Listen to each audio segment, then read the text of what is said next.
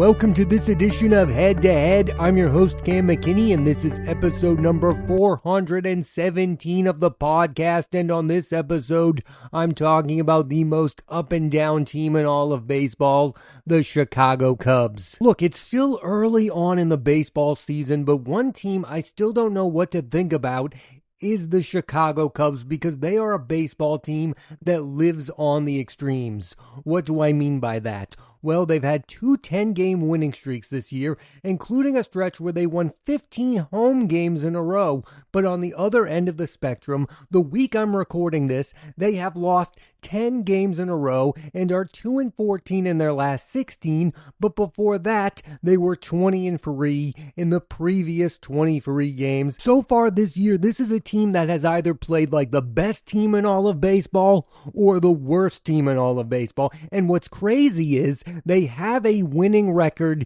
yet they are in last place in the NL Central. So the obvious question here is, who exactly are the real Chicago Cubs? And the answer is probably somewhere in between. It's worth noting that their big bats haven't really gotten going yet. I mean, Peter Crow Armstrong has 6 homers on the season. This was a guy that was a potential MVP candidate last year before he fell off during the second half. I have to imagine at some point he's going to get going. He is the most exciting player on the team. He can do a lot defensively, but also offensively. He could carry a club for a week if he really gets going. And then you have third baseman Alex Bregman, who only has 4 homers on the season. That was their big off-season acquisition. That's 10 total home runs from 2 players who you expect to hit about 25 homers each by season's end. Overall, I like the Cubs roster. I like their lineup. I think they are the type of baseball team that does not rely on one player. I mean, during their winning streak, everybody was going. But every once in a while, you need a star player to carry you, and the Cubs desperately need production from both Peter Crow Armstrong and Alex Bregman. That's why they're the big names, because they get the job done, and they're not doing so lately, especially during this 10-game losing streak. I think we should talk about the rest of the NL Central while we're here. I mean, you have the Cubs, who on paper feel like a team that could win a division, yet they are in the same division as the Milwaukee Brewers, the St. Louis Cardinals, the Cincinnati Reds, and the Pittsburgh Pirates. Talent-wise, the Cubs have the best roster. Of those teams I just talked about, the one I don't believe in is the St. Louis Cardinals. I think they are playing out of their minds right now. I think they're going to come back down to earth. But the Brewers are legit, and I think the Pirates are legit, because the Pirates have added bats to that lineup.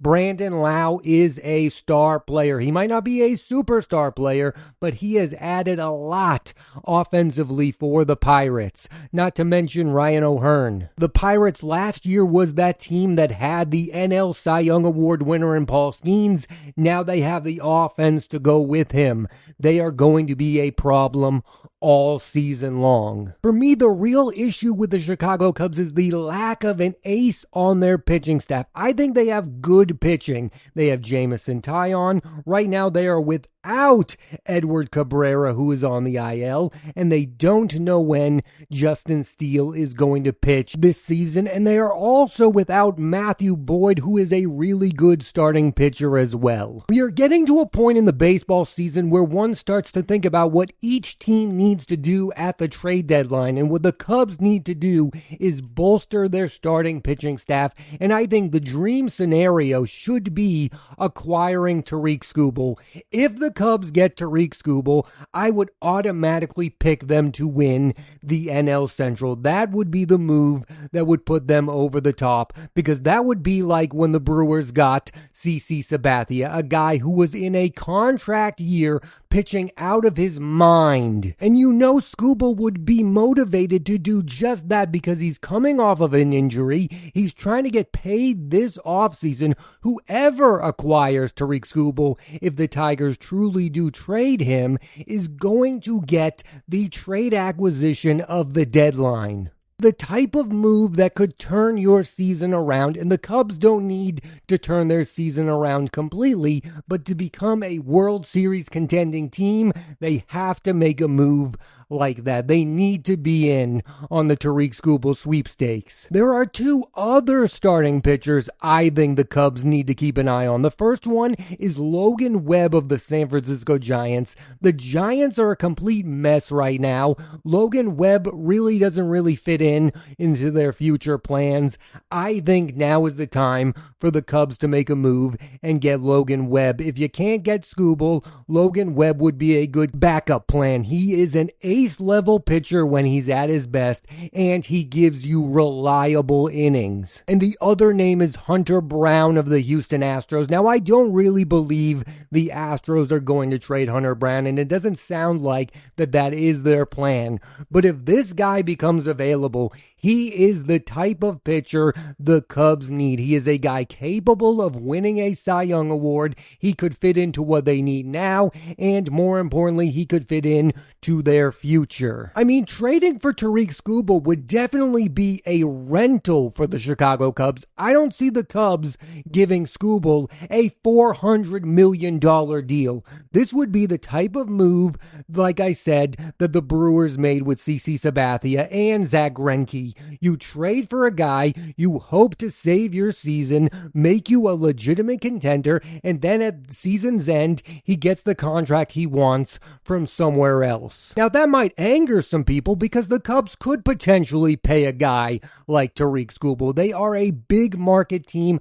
I just don't get a sense from what this Cubs front office has done lately that they are going to pay through the nose to get a guy like Tariq Skubal. I think they would in a trade deadline move, but then come the offseason, they're not going to give him that monumental contract that he's looking for. But making a trade for him now would show everyone that you are in the ultimate win now mode, that you believe in this team, even though they've had these high highs and these low lows. That would cement the Chicago Cubs as legitimate contenders. Because right now, how I feel about the Chicago Cubs is exactly how I feel about the Philadelphia Phillies, whom I talked about on this very podcast a few weeks ago. I think the Cubs, like the Phillies, are a playoff team, but can they compete with the likes of the Dodgers or the Braves? Right now, my answer is no. Like, the Cubs feel like a team who would make the postseason, but then would bounce out early. You make a move for Tariq Skubal, and then I take you seriously as a team that could potentially make it to the NLCS and beyond. The up and down nature of the Cubs really is what is interesting to me here, because you don't really see that up and down nature from a team before June. I mean, we are talking about a team that has had two separate 10-game winning streaks, yet right now are in the midst of a 10-game losing streak. I mean, baseball has their up and downs. You see great teams go through really low lows, but not this early in the season, where again, at times the Cubs have played like the best team in all of baseball, and at other times have played like the absolute worst team. It must be a confusing time for these players and their manager, Craig Counsell, who I do believe is one of the best managers in all of baseball. I mean, it's one thing for me to be confused about how to feel about this team, but how do the Chicago Cubs actually feel about themselves? Do they think they're better than the Milwaukee Brewers, or do they think they're just too inconsistent at this point in time? Because you really can't get a sense of who the real Chicago Cubs are. I can't imagine what it's like to be a fan of the Chicago Cubs right now, because I'm a fan of the Boston Red Sox, who have been bad all season long, so I know what to expect out of them. They've been consistent in that they've been consistently bad, but the Cubs have played like the best team in the division and the worst team in the division as well. My thoughts on them as a whole is by season's end, they're going to be fine. They're going to be what we thought they were going to be, a team that wins 85 to 90 games and makes it into the wild card round, unless they make a surprising move at the deadline that shocks everybody and then become a legitimate contending team. Starting pitching is their most specific need, but they should also be in the market for a big bat as well. I mean, if the Astros end up moving on from Yordan Alvarez, the Chicago Cubs should be in on a move like that. I mean, he's a controllable player and he knows how to play in a big market like Chicago. For most of the 2026 seasons, there have been two types of teams mainly. There have been teams that have been very good and there have been teams that have been very bad. The Cubs are one of those few teams that have been somewhere in between. They've been on the top and now they're at the bottom. And the truth is, the beginning, the 10-game winning streaks don't really matter, and this current 10-game losing streak doesn't matter as well. It's all going to come down to where does this team finish come the postseason. Are they going to be that surprise team that makes it to the NLCS? Or are they going to completely fall apart and miss the playoffs altogether? And I don't think the latter is going to happen. I think this front office, Jed Hoyer, believes in this team. Craig Counsell is too good of a manager to waste the talent he has on this roster. Internally, pitching-wise, they're going to get better. They're going to get Edward Cabrera back. Hopefully, they're going to get Matthew Boyd back. Justin Steele is probably going to come back from injury. We just don't know if he's going to be the Justin Steele from a few seasons ago. And at some point, the big bats are going to come alive. Pete Crow Armstrong is an electric player. Maybe he isn't ready to have a great full season where he wins an MVP, but maybe this is going to be the opposite of his season last year, where he was hot the first half of the season and was cold the second half.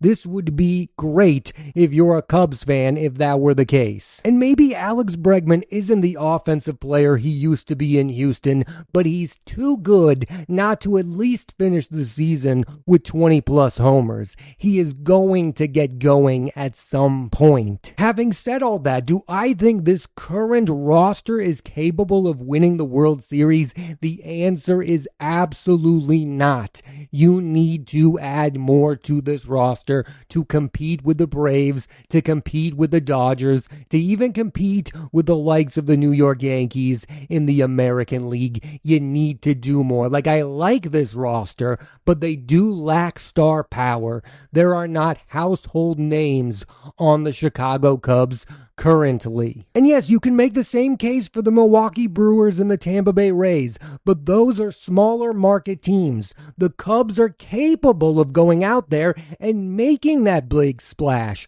for a Tariq Skubal or a Yordan Alvarez. They need to take advantage of their unlimited resources, especially in a year where every team in the NL Central feels like they are on par with one another. I mean, there's nothing really separating the Cubs from the Brewers other than the fact that the Cubs are capable of spending money if they want to. I have the exact same thoughts about the New York Yankees. The Yankees and Rays are going back and forth for the best team in the AL East. You know how the Yankees could jump the Rays? Is if they add to their roster at the trade deadline, and not just add good players, add a star player to their roster.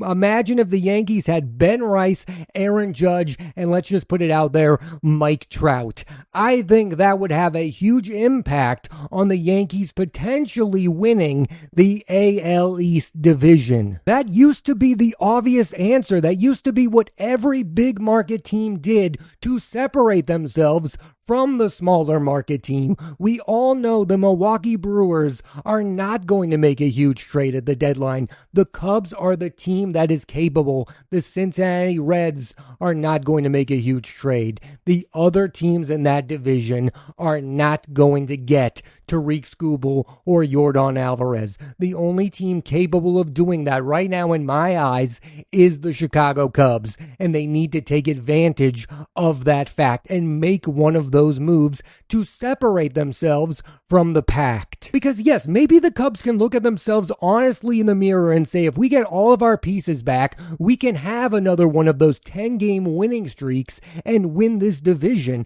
That is clearly a possibility. But if they want to win the big one, if they want to shock the world and take down the Braves and the Dodgers, I think anyway, they need to make one of those big moves that say they are serious contenders. I mean, that's one of the biggest reasons why the Dodgers are the Dodgers right now, because they're one of the only teams left still acting like a big market team. I mean, there's not that much of a difference between the Dodgers and Padres. There's a lot of talent on both ends, but then the Dodgers are willing to spend an enormous amount of money on guys like Kyle Tucker and Edwin Diaz, who haven't even made that much impact on the season thus far, but come postseason time are probably going to have something to say about whether or not the Dodgers repeat. And that's why if the Tigers do move on from Skubal, I think the Cubs need to be the team that lands him, because I can't imagine what other team it would be. I mean, could the Dodgers be that team who gets Tariq Skubal on a rental? That would be insane for the sport. The Cubs cannot let that happen. They cannot let one of their NL rivals, the Braves or the Dodgers, end up with Tariq Skubal. Maybe the Tigers are going to keep on to him throughout the season no matter what, but if they trade him, the Cubs need to seriously consider that trade no matter what the demand is, because that could be the monumental move the Cubs need to be taken seriously by all of baseball. Because here's the thing, even when the Cubs had those two separate 10-game winning streaks, nobody was really talking about them like a legitimate contender. They were still talking about the Braves, and they were still talking about the Dodgers. And the biggest reason is because those teams not only have a history of winning, they also have star power. The Dodgers have Ohtani, Freeman, Betts. The Braves have Acuna, Olsen, and Chris Sale. Alex Bregman is a star player, not a superstar player,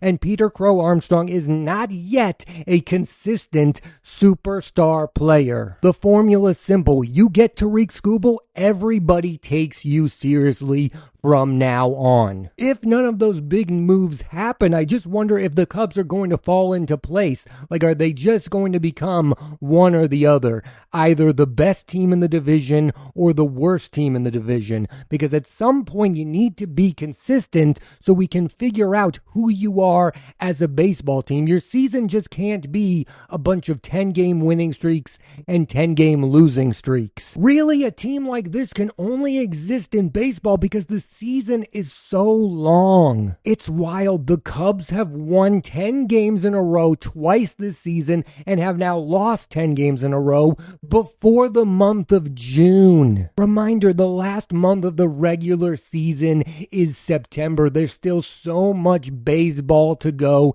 and we still don't know who the real Chicago Cubs are. I think I know who they are if they remain intact. They're a team that I think is going to win 90 games and be a wild card team, unless they make that crazy trade that I've talked about and become one of the best teams in all of baseball. You make one of those trades, you have the chance to make the NLCS, compete against the Dodgers, and possibly make the World Series. The Cubs are always one of those teams I pay attention to because I think baseball is at its best when Chicago is in the mix. I mean, the White Sox are playing really well. It's a great baseball market. I like when these teams are relevant, and right now the Chicago Cubs are relevant. I just hope they continue to remain relevant. I don't think they're going to end up in the basement of the NL Central. Even if every team does finish above 500, which I don't think they will, I think the Cubs will end up with a better record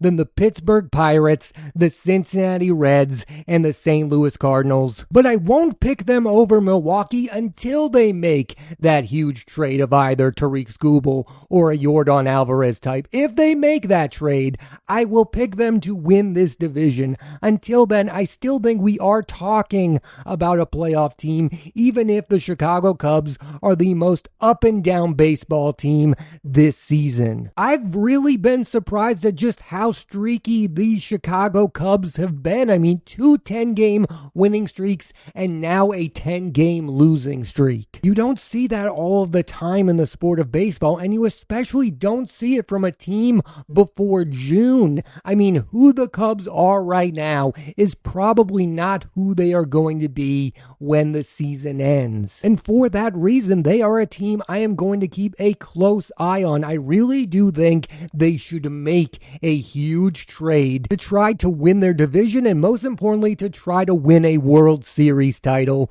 Thanks for listening to this edition of Head to Head. I'm Cam McKinney, and there'll be a new episode of the podcast every week on Apple Podcasts and Spotify, so please rate, review, and subscribe.